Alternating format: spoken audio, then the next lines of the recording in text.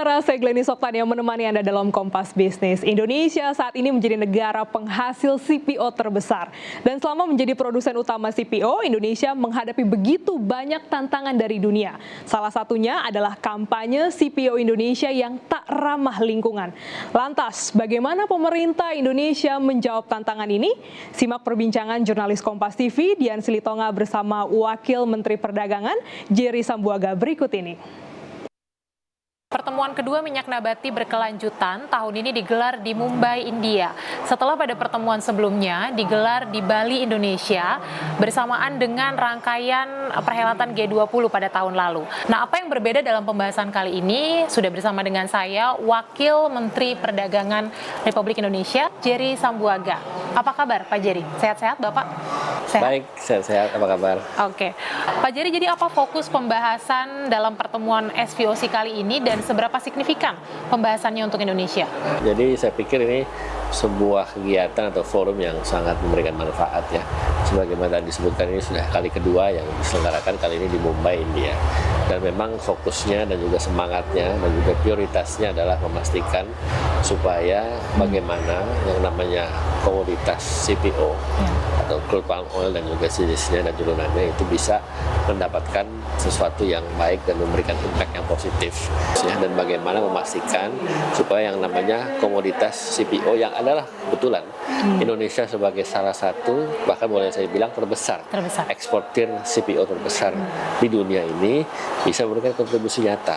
Dan ini yang coba kita lakukan dalam joint mission ya, bersama dengan Malaysia dalam conference Sustainable Vegetable Oil ini, untuk memastikan sekali lagi pesan ini sampai dan juga tentunya memberikan banyak dampak-dampak yang positif lainnya, karena mungkin masih banyak yang belum tahu, atau mungkin banyak pihak atau mungkin grup atau mungkin kelompok yang kadang-kala tidak mendapatkan informasi yang utuh dan yang komprehensif terkait dengan CPO itu sendiri. Kali ini bertemunya dengan India. Kita tahu India ini menjadi pasar terbesar Indonesia atau pasar sawit terbesar Indonesia.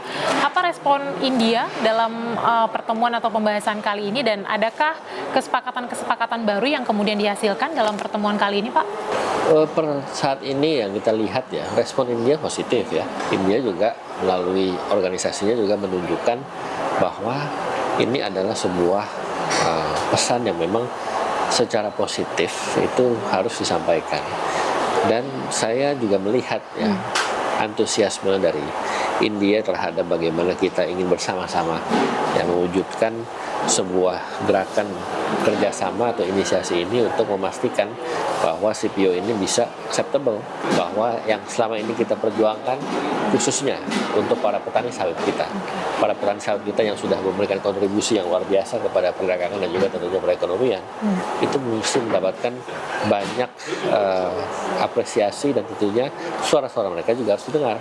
Jangan seperti tadi yang Mbak sampaikan soal black campaign, itu kan sangat tidak sehat dan tidak mendidik dan tidak memberikan sesuatu yang sifatnya edukatif gitu. Bagaimana bisa ada sebuah katakanlah oknum atau pihak atau sebuah kelompok yang terus-menerus melakukan kampanye hitam atau black campaign yang tidak berdasarkan data, tidak berdasarkan angka dan tidak faktual tentunya, yang ingin mencoba menggiring opini seolah-olah ya bahwa produk dari Indonesia yang salah satunya adalah CPO ini adalah memberikan efek yang berbahaya. Bisakah kita katakan bahwa negatif campaign ini menjadi atau salah satu bentuk dari hadirnya undang-undang anti deforestasi yang kemudian disahkan oleh Uni Eropa pada Mei 2023 lalu? Dan apakah undang-undang anti deforestasi ini juga menjadi salah satu pembahasan dalam pertemuan kali ini? Betul. Sebetulnya kalau kita bicara black campaign, sebelum UDR itu ada, itu sudah dilakukan. Ya, saya tidak bisa katakan siapa yang melakukan secara eksplisit ya. Apakah itu mengatasnamakan negara atau hanya oknum atau hanya apapun. Tetapi intinya kan itu terjadi. Dan itu terjadi dan memberikan banyak kerugian ya buat masyarakat, khususnya masyarakat Indonesia, lebih khusus para petani kita yang bermata pencaharian sebagai petani sawit. Apa yang ingin disampaikan oleh mereka itu harus diperlihatkan secara jelas dan susuran, dan supaya semua orang bisa juga melihat seberapa validnya berita-berita atau mungkin apa-apa yang ingin diberitakan melalui black campaign tersebut. Setelah kita lihat dan kita pelajari, tidak betul. Apa yang mau mereka sampaikan soal lingkungan, apa yang mereka mau sampaikan soal environmental issues, yang ternyata berujung-ujung kepada kekhawatiran mereka dalam ingin mempromosikan produk lokal mereka, yang ternyata produk mereka itu, produk lokal mereka 5 kali lipat atau mungkin lebih mahal daripada CPO kita. Saya menangkap bahwa dari penjelasan Pak Jerry, Indonesia kemudian merasa dirugikan atas terbitnya undang-undang anti deforestasi karena muncul narasi-narasi atau persepsi negatif terhadap palm oil kita. Ya, saya pikir itu salah satu hasil dari sebuah policy atau sebuah pemikiran yang sangat bias, yang sangat tidak objektif, sangat subjektif, bahkan terkesan sesat ya, tidak berdasarkan sesuatu yang faktual atau data yang komprehensif dan valid.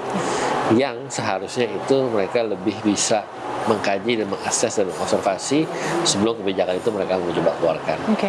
Sebenarnya seberapa signifikan sih dampak undang-undang anti deforestasi terhadap Indonesia dan apakah efek dominonya sudah mulai terasa Pak saat ini? Saya pikir pertama dan yang paling utama adalah melihat kebutuhan dari Uni Eropa itu sendiri. Kalau dilihat tadi top 3 bahkan nomor 3, itu kan secara organisasi, secara EU gabung semuanya, itu kan artinya mereka membutuhkan. Bayangkan itu kan bukan angka sedikit nomor 3 ya, setelah ke India dan US dan China. Ya. Nah ini kan artinya sesuatu yang sebetulnya mereka juga banyak atau tinggi demand-nya.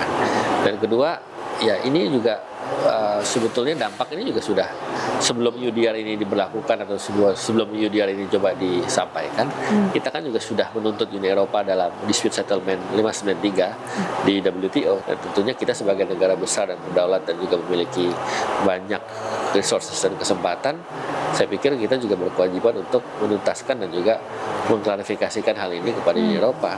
Kedepan apakah Indonesia akan tetap fokus pada Uni Eropa sebagai target market atau adakah pengganti potensial untuk Uni Eropa, Pak? Ya, saya pikir kalau soal target kan kita banyak ya, tidak cuma Uni Eropa ya, dari mulai India, China, US dan seterusnya juga banyak negara-negara yang memang membutuhkan sawit, dan saya pikir tidak ada negara yang tidak membutuhkan sawit. Hampir semua mungkin negara di dunia ini membutuhkan sawit ya untuk apapun kepentingannya, apakah itu untuk akses makanan, apakah untuk energi dan seterusnya.